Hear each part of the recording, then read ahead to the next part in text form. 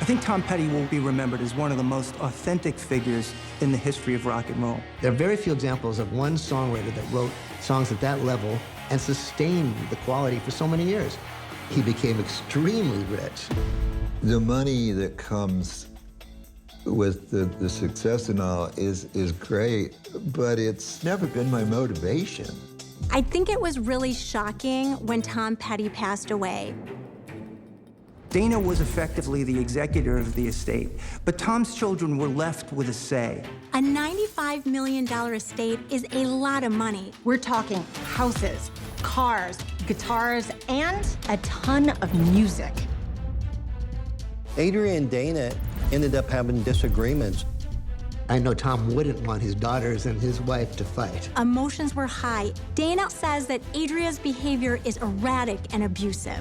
It always seems to be the case that rock stars, even when they leave wills and specific instructions, have problems like this within their estate that can tarnish their legacy.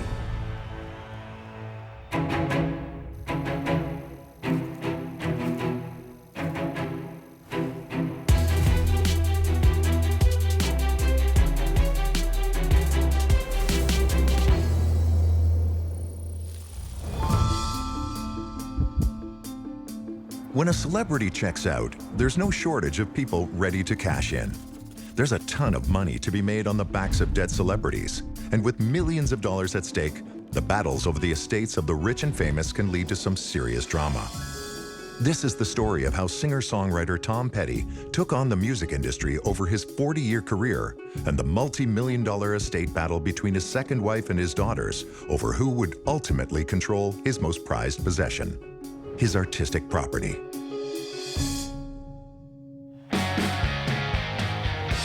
On September 2017, Tom Petty wraps up the most lucrative tour of his storied career.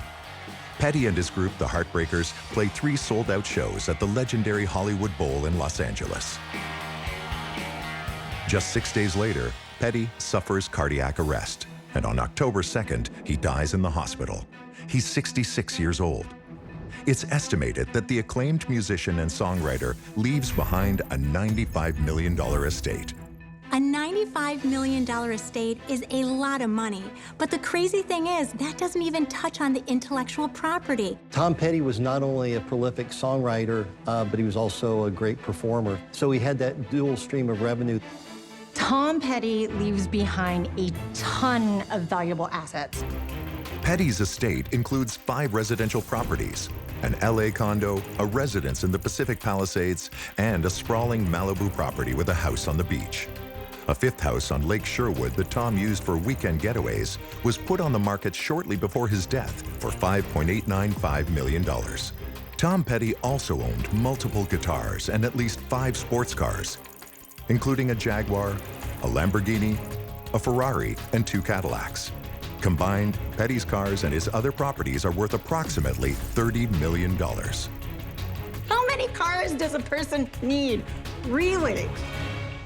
Petty had the foresight to leave separate trusts for Dana, his wife of 16 years, his stepson Dylan, and his daughters from his first marriage, Adria and Anakim. But he had no idea the trouble the trust he instructed be created to manage his intellectual properties would cause. According to Petty's will, Dana, along with Adria and Anakim, would have equal participation in how his music and image would be managed. While this music is around, it is exploitable. It is monetizable. It becomes a commodity that you can use for many things. And if you're smart, you'll want to make sure that even after you pass away, somebody has control of that, somebody trusted has control of that. The person in charge of that was Dana York. This was a 16-year, solid, real relationship. There was no reason to believe that Dana wanted anything else but what was good for Tom and for his legacy. But shortly after Tom Petty's unexpected death, brewing tensions erupt into an all-out battle.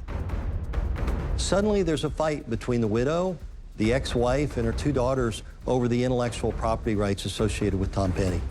At stake is the release of never-heard-before music worth millions of dollars. When you have a mega artist, an icon like Tom Petty, not only is it about the money, but it's about Who's going to make these decisions in the future? How are we going to remember Tom Petty? Dana will accuse her stepdaughters of trying to eliminate her from Tom's legacy. They in turn accuse Dana of gross mismanagement and request she step down from her role. This will launch a legal dispute that will cost the family millions of dollars. Emotions were high and it was ripe for the fighting. Growing up as a regular teen in the South, Tom Petty wasn't always the rebel he would eventually become. Like many of his generation, the emergence of rock and roll in the 1950s greatly affects him. It's a tidal wave of youth culture and music that shakes America, and its spirit possesses Tom Petty at a formative age to never let go. There's some great power in this music. Without sounding evangelistic or anything, there is a great power to it. Petty's love affair with rock and roll begins when he gets the chance to see Elvis Presley, who is shooting a movie near his home in Gainesville, Florida. But it's when he sees the Beatles on The Ed Sullivan Show in 1964 that will set him on his path out of his father's house and towards musical stardom. And that's what rock and roll was all about for Tom Petty. It was a way to create a new and different life for himself, to remake himself. To Tom, his mother Kitty has always been an angel, but his father Earl is unpredictable and often abusive, especially when he's drinking. Sometimes he might just pop you. That's how he put it. In other words, hit him. That's what the kind of guy my dad was. As turbulent as Earl is, he encourages Tom's passion for music. It was Earl who purchased Tom his very first electric guitar for $35. Tom said I was blown away. It was the most loving thing he'd ever done. I'd never felt love like that from him before. At 14, Tom forms his first band, the Sundowners, with some friends, and immediately they're getting paid to play at school dances and college socials. They made $100 the first night. He said once that started, it never stopped. By the time he's 18, Petty's in a new band called Mudcrutch and writing original songs. Mudcrutch becomes so popular around town, Tom drops out of art college to do music full-time, even though it means defying his father and worrying his mother. They never considered he's going to make money at this. In fact, Tom said many times when he said he wanted to do music, they said, you should have a fallback career. He goes, look, I'm not going to fall. He was right. But if he is going to make it in the music business, Petty knows the first thing he needs to do is get a record deal. It was the one thing that Tom Petty didn't have. Tom Petty and his band go to Los Angeles to get the record deal because that's where the record industry was based. The risky trip pays off. Amazingly, after just 3 days in LA, Tom Petty and Mudcrutch land a record deal, and Tom gets a songwriting contract as well. Several record companies were interested. Capitol, was the Beatles label, was interested, but they wanted Tom and the band to do demos. And Tom said, we've already done demos, so he said no to Capitol Records, which is kind of amazing. But it was Denny Cordell of Shelter Records who really appealed to him, because Denny was a real music lover. And they were kindred spirits, Tom and Denny, so that's why they signed with Shelter.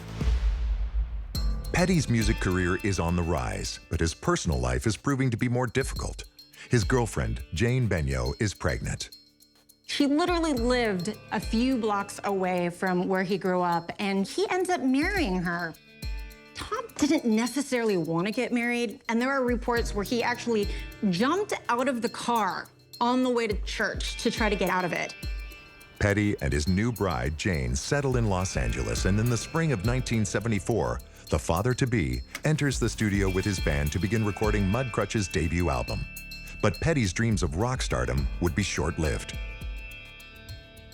The record label released the music, and it completely tanks. So the record label comes in, and they let everyone else go, except for Tom Petty, because he's under contract. By 1975, Tom Petty has no band, no money, and he's now a brand new dad to daughter Adria. Jane moves back to Florida with the baby to stay with family, while Tom plans his next career move, eventually putting together what would be his legendary new group. And Tom Petty and the Heartbreakers finally become a band.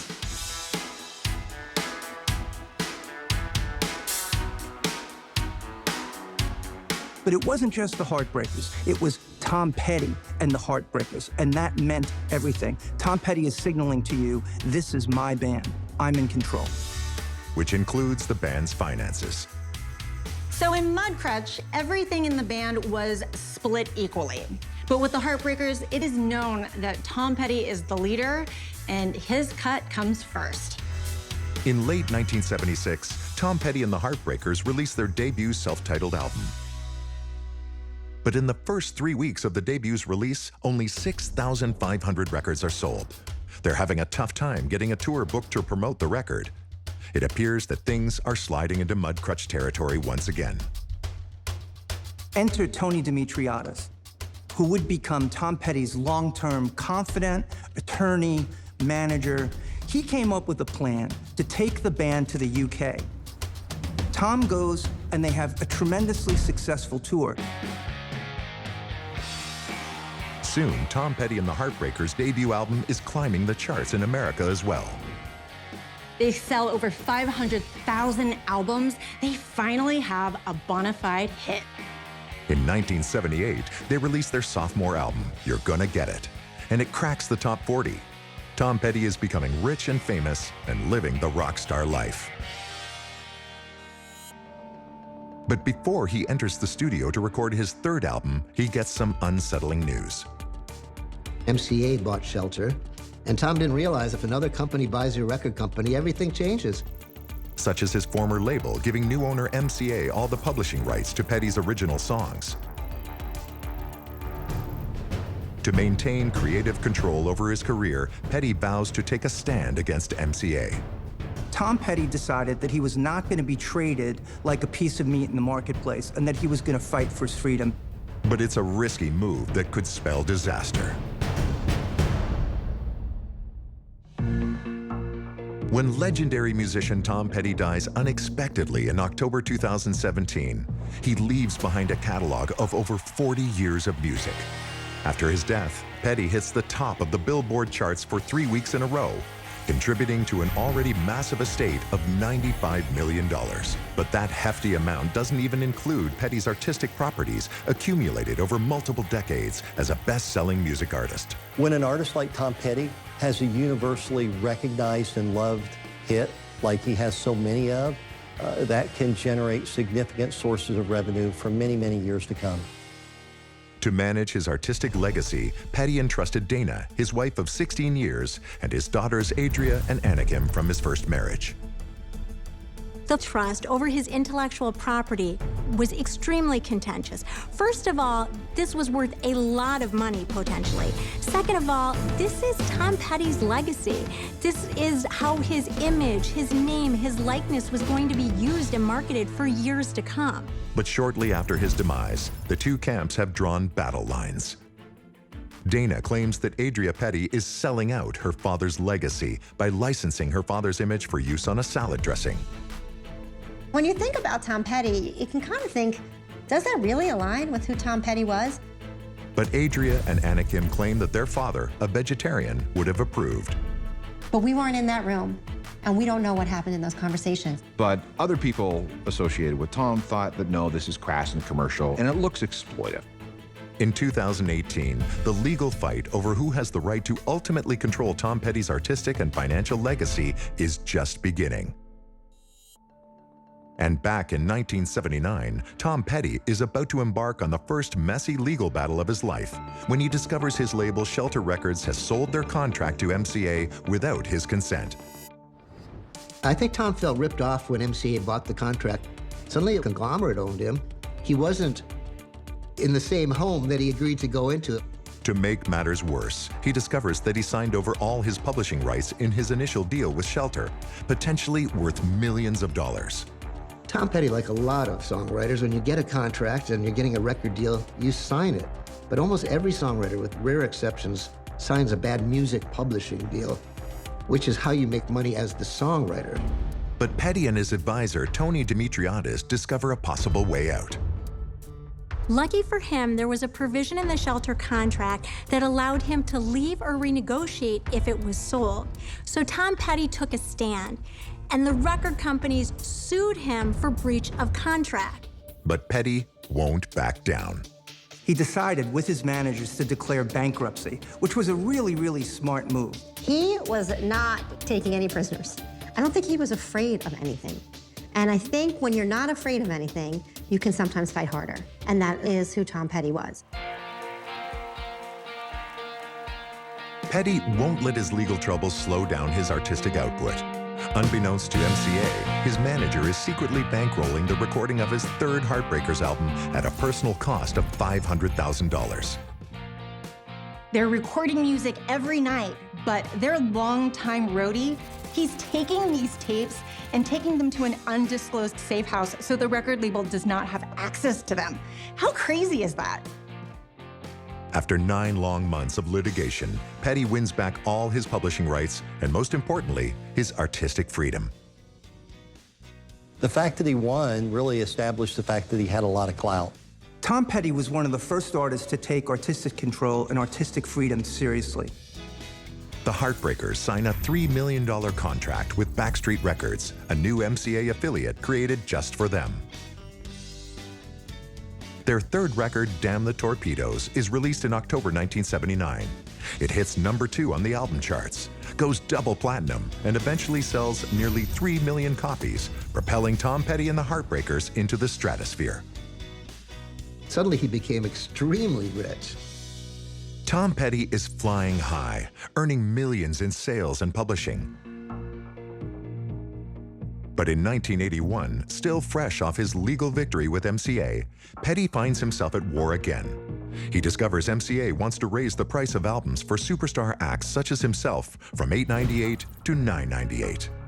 When Tom found this out, he was furious. He was not having it. Now, some people might say it's only $1, but to Tom Petty, that was an extra $1 out of his fans' pocket that he felt was unwarranted. And it might have also been part of the fact that of that $1, he might see 20 cents. So he was not exactly inclined to go along. With his ethical and artistic integrity on the line, Tom Petty fights back, and ultimately his record label backs down. He was on the cover of Rolling Stone ripping $1 in half, and this was so powerful to his fans. Petty's credibility and astute business sense will only contribute to his financial success. During the 1980s, he will capitalize on his unique image by revolutionizing his industry's most powerful promotional tool, the music video. Tom said when MTV came on, it changed everything, because suddenly you're on TV all day long. Suddenly he became a real recognizable American star. Petty's groundbreaking videos like Don't Come Around Here No More would be renowned for their creativity and high production values, something the music artist feels important enough to personally invest in. The record company would charge the artist, and this was common, that it was $1 million that was subtracted for those videos.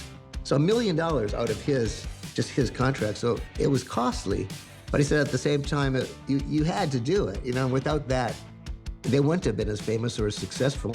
By the late 1980s, Tom Petty is a bona fide rock star, increasing his wealth in the millions. But it doesn't come without a cost to his role as husband and father. He and his wife Jane now have 2 daughters, Adria, born in 1974, and Anakim, born in 1982. His marriage to Jane, because of her depression largely, and that depression stemming greatly from the fact that he's not really around, begins to lead to all kinds of tensions in the relationship. Despite their problems, Tom Petty is unwilling to call it quits. Little does he know that a disaster of epic proportions is about to change his personal, professional, and financial life forever. The best rock and roll is going to be a little threatening. If it's not threatening, it's not rock and roll, really. When iconic rocker Tom Petty dies in 2017, he leaves behind a massive fortune. He's worth over $95 million. Accumulated from selling millions of records and nonstop touring and performing for his adoring fan base. Tom realized very early on that the fans mattered more than anything. He loved the songwriting, he loved making records, but he knew if they're not buying his records, if they're not coming to his shows, none of it really matters. In the event of his death, Petty appointed his wife Dana York as his sole trustee. She was required to transfer her deceased husband's lucrative intellectual properties, use of his name and royalties into a separate company. But Adria and Anakim, Petty's daughters from his first marriage, were to have equal participation in all decisions, which leads to some serious conflict. Tom Petty's daughters, Anakim and Adria, had a very, very different idea of what Tom Petty's legacy should be than his second wife, Dana York. This began a dispute that would go on for several years. 30 years prior, Tom Petty was still years away from writing some of his biggest and most beloved hits when he and his family are confronted with an unexpected tragedy. It was May 17th, 1987. Tom is getting ready to throw a birthday party for his wife, Jane. But the celebration takes a frightening turn when their LA mansion home is suddenly engulfed in flames. And Tom, being a smart guy, got his family out of there quickly and had them jump in the swimming pool, which was brilliant because it saved them. A team of firefighters battled the blaze for nearly an hour, but their home is reduced to smoldering rubble. It burnt everything he owned. All his tapes, all his photographs, all his clothes, all their belongings. He said it really freaked him out. Tom is horrified to learn the cause as fire inspectors reveal this was no accident. This was arson. He didn't consider it was arson. He just thought something went wrong, like the furnace exploded. And he said, no, you're mistaken. And they said, come here. And they showed him where the person threw in a can of gasoline into the house. No arrest will ever be made, but Petty confided his suspicions to Paul Zollo. It was a stalker, this woman who had been trying to get to him and convinced that they were in love and they had to be together. That really changed him to realize that this person wasn't just trying to hurt him, tried to take out his entire family. The damage is estimated to be over $1 million. But he did decide, I'm going to rebuild that house. And he built an even bigger house on that same place. At nearly 12,000 square feet, Petty's new home will have 6 bedrooms, 10 bathrooms, and special guest quarters. Sitting on a large 38,000 square foot lot, the property includes a swimming pool, a waterfall, and a 9-car garage. That very same house, years later, was sold to another celebrity, Selena Gomez, for $5 million. This house fire of Tom Petty's, as tragic as it was, began to open up a whole new chapter of his life. Petty continues to work on building his already successful music career. The Heartbreakers land a coveted spot as the opening act and backing band for one of his idols, Bob Dylan. And while in London, Petty meets another one of his idols, George Harrison. He said when he met George, it was like they were old friends. It wasn't just because he was a Beatle, and he loved the Beatles more than anything. They were just so close. The ex-Beatle asked Petty to collaborate on a song for his upcoming solo album. Also at the sessions are a who's who of rock and roll royalty. We had Tom Petty, we had Roy Orbison, we had George Harrison, we had Jeff Lynne of Electric Light Orchestra, and we had Bob Dylan. So that's one heck of a lineup. The recording sessions go so well that the 5 music legends decide to record an entire album together. Tom said, Roy Orbison's going to be in our band. He said nothing was more thrilling than the thought of that. And to Tom, it was great because it was the one time he wasn't the guy responsible for everything. And George was so jazzed about it because George hadn't been in a band since the Beatles. But this supergroup needed a name. So they came up with the Traveling Wilburys, and they would do basically a song a day. The Traveling Wilburys Volume 1 is released in October 1988 and becomes a huge hit, selling over 5 million copies. Its success inspires Petty to forge a new creative path. The Wilburys pointed to a direction for him. It pointed to the fact that he could have a career apart from the Heartbreakers. Petty decides to put the Heartbreakers on hiatus to record his first solo album. His Wilburys cohorts, Lynne and Harrison, help out, producing and co-writing many of the album's biggest hits, including I Won't Back Down. When their album, Full Moon Fever, is released in April 1989, it will signify the commercial pinnacle of Tom Petty's music career. Tom's solo album, it sells over 5 million copies in the US alone. And that is more than anything that Tom Petty and the Heartbreakers had done at that point. It is a massive shock, but it's a big win for Tom. Petty is at his financial, commercial, and artistic peak. But by the mid-90s, his marriage to Jane Benyo has completely crashed and burned. They soon separate. He didn't feel it was his fault that the marriage broke up, but he did feel really bad about leaving his daughters. He was a very committed father. Petty channels his pain into his sophomore solo album titled Wildflowers, produced by the legendary Rick Rubin. A lot of Wildflowers reflects the divorce, but the divorce was very hard on him. He took it very deeply. Wildflowers is released in November 1994 and eventually sells more than 6 million copies in the US. And in 1995, Tom Petty also earns his first Grammy Award as a solo artist. But the accolades do little to lift Petty's anguish over his family falling apart.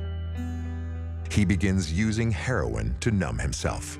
He was addicted to drugs, so obviously he had his own demons and a lot of pain.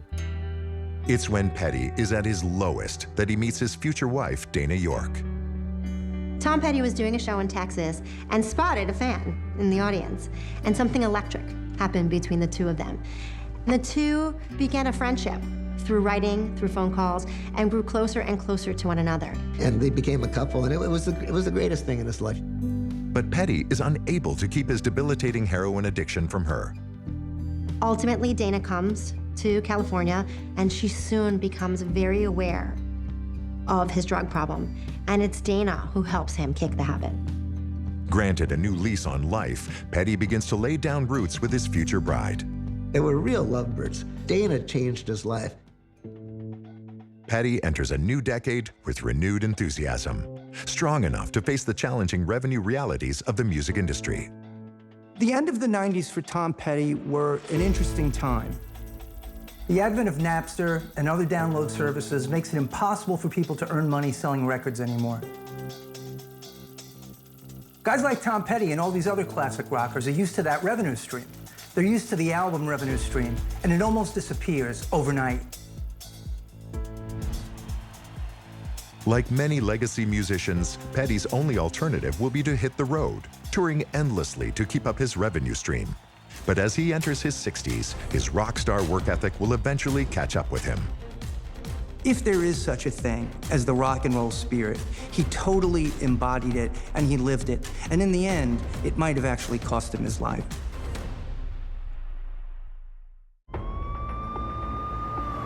When Tom Petty suffers a fatal heart attack only a few days after completing his final tour with the Heartbreakers in 2017, fans react with disbelief. They saw no indication there was anything wrong with Petty at his last show at the legendary Hollywood Bowl. His last show at the Hollywood Bowl was unbelievable. No one could believe how he performed. He was just on fire, and he just seemed so happy. I remember 50,000 fans out there. They knew every word, you know? It was very magical. 3 months later, the autopsy will reveal that the official cause of death was an accidental overdose. The coroner's findings show Tom Petty had a mix of prescription painkillers, sedatives, and an antidepressant in his system. His wife Dana and daughter Adria release a statement saying that the legendary rocker had been struggling with complications related to a hip fracture he suffered months before his death. And on the day he died, he was in excruciating pain. Turns out that his hip injury is much worse than anybody suspected. Very, very painful. Mentally, he was fine, but his body was giving out. Rumors circulate that Petty's death was due to the medication he was prescribed to help him meet his busy schedule. He kind of felt maybe he was superhuman, like that's incredible pain, but I'll be okay. But he wasn't okay. Petty did have a history of drug addiction. Back in the late 1990s, he was using heroin during his long, difficult divorce. But with the support of his newfound love, Dana York, Petty gets help for his addiction. He enters medical detox under the care of a doctor, and after months of intense therapy, he manages to kick his habit. And when he came out, he was ready to rock and roll. His creative juices were flowing, and he was ready to get back on top. And branch out creatively, Tom Petty, the musician, enjoys a side gig as Tom Petty, the actor.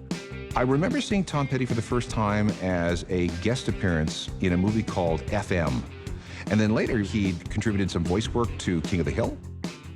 Tom's other acting roles include playing himself on The Larry Sanders Show, the movie The Postman, directed by Kevin Costner, and appearing as himself on The Simpsons. Petty's decision to branch out creatively pays off. He had that dual stream of revenue that he'd be able to get into the future. Oh man, I'm not a movie star. Well, how was I'm it? still dealing with being a rock star. Yeah. You know? Now entering his 60s, Petty's financial future looks even brighter when he and the Heartbreakers head back out on tour in 2011, selling millions of tickets to fans, young and old. By this point, Tom Petty and the Heartbreakers, a legacy band, a heritage band, everybody wants to see them, and everywhere they went, they sold out. So they would have made a tremendous amount of money, probably more money, touring in the latter part of their career than they did selling records in the early part of their career. They're such a terrific band, and I feel really blessed and lucky to be able to, you know, to still play with them, and that they still feel that way. That same year, Tom Petty lands on Forbes' highest-paid musician list, raking in more than $38 million in ticket sales. But Petty isn't done in the recording studio yet. In 2014, he and the band release Hypnotic Eye. The record becomes their first ever album to land #1 on the US charts. It sells 131,000 copies in its first week, the best debut sales week ever for Tom since 1994. So Tom Petty is still riding on a high after 40 years in the industry. In 2017, the Heartbreakers embark on a 40th anniversary tour of the United States, earning millions in the process. The tour made $61 million. Now we're talking 44 headlining performances in 36 cities, and they made $5 million in 3 nights alone. The last 3 shows of the tour were sold-out shows at the Hollywood Bowl, the most extraordinary homecoming that any artist could possibly have. I was actually in the orchestra pit right in front because they let me take photos. Right on the first song, he comes right up to me and goes like, "This gives me the perfect shot." But it will be the last time Petty ever performs live. After the tour, he plans to finally slow down and enjoy time with his family. However, on the night of October 1st, 2017, just 6 days after his last performance, tragedy strikes. Petty is watching TV while his wife Dana sleeps. When she wakes up, she finds her husband unresponsive. She immediately calls the ambulance, and Petty is rushed to the hospital where he's put on life support. Despite Dana requesting privacy from the media, erroneous reports are soon leaked that the fallen star has in fact died. I was just thinking, this is a hoax. Can't be real, right? Unfortunately for the world, a day later, Tom Petty dies at the UCLA Medical Center. He is less than 3 weeks away from his 67th birthday. I think it was really shocking when Tom Petty passed away. It was like, well, wait a second, Tom Petty can't die. He's fine. I mean, we just saw him on tour. We just saw him play, and he sounded great. He looked great. How could he die? The autopsy will reveal that Petty had a dangerous cocktail of medication in his system, including oxycodone and 3 different types of fentanyl used to treat patients with severe pain. It also revealed that Petty was taking drugs to treat insomnia, anxiety, and depression. So he had access to any number of painkillers, including fentanyl, along with some antidepressants, some anti-anxiety medication. And I guess, you know, he just took too many at the same time. He took so much medicine that it was the interaction of all those medications that killed him. Tom Petty's estate is estimated to be as high as $95 million. $95 million is a lot of money. We're talking houses, cars, guitars, and a ton of music. Petty left behind various trusts, one for Dana, one for his stepson Dylan, and one for his daughters Adria and Anakim, and a 4th for his intellectual property. The intellectual property is really where the money's at. This is Tom Petty's name, likeness, image, marketing, and the family can make money in so many different ways through his intellectual property. Dana is the sole trustee, but his daughters Adria and Anakim are to have equal participation in any decisions. And right there and then, you know that there's going to be problems. You know that there's going to be fighting, and you know that there's going to be issues with the intellectual property. Part of your job as trustee is to bring money into the estate. On the other hand, you want to carry forth their legacy properly, how they would see fit. The battle over Petty's estate begins. For Adria and Anakim, they believe Dana is missing valuable opportunities to market and promote their father's legacy. While Dana is concerned, some of their ideas will be selling out her deceased husband's image, like putting his name on salad dressing. Most people associate Tom Petty with music, guitars, a laid-back vibe, but they wouldn't necessarily associate him with salad dressing. I don't know if Tom Petty would have liked that. Less than 1 month after Petty's death, Adria fires back. After the funeral, Adria wasted no time having her attorney send Dana a letter asking her to resign as trustee. But that's just the beginning of a year-long battle with Anakim and Adria on one side and Dana on the other, as they fight over who will be in the driver's seat when it comes to Petty's vast artistic legacy.